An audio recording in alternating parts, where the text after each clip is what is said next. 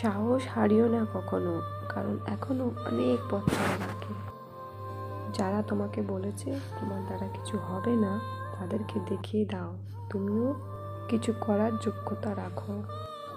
এই পৃথিবীতে কোনো কিছুই অসম্ভব নয়। নয় তোমার সঙ্গ খারাপ, নয় তোমার চিন্তা ভাবনাটা ছোট। তুমি যদি জীবনে কিছু করতে চাও, তাহলে ভিড়ের অংশীদার হও না, কারণ ভিড় সাহস দেয় ঠিকই, কিন্তু পরিচয় কেড়ে নেয়। নিজের ইতিহাস লেখার জন্য কলম নয়, সাহসের প্রয়োজন। জেতার মজা তো তখনই বেশি হয় যখন সবাই তোমার হারের অপেক্ষায় থাকে। নিজেকে নিয়ন্ত্রণ করো, তারপর অন্যকে অনুশাসন করো।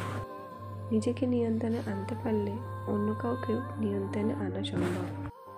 জীবনে সফল হতে চাইলে আজ পর্যন্ত যেসব সমস্যার সম্মুখীন হয়েছেন সব ভুলে যান।